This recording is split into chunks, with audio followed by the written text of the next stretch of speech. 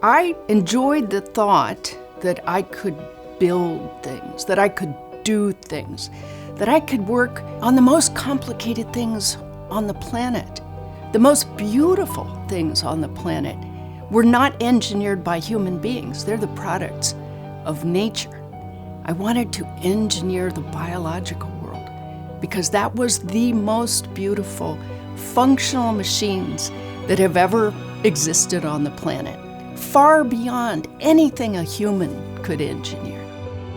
Engineering will be responsible for helping us feed, clothe, house, care for the soon-to-be 8 billion people on the planet without destroying our fabulous natural world.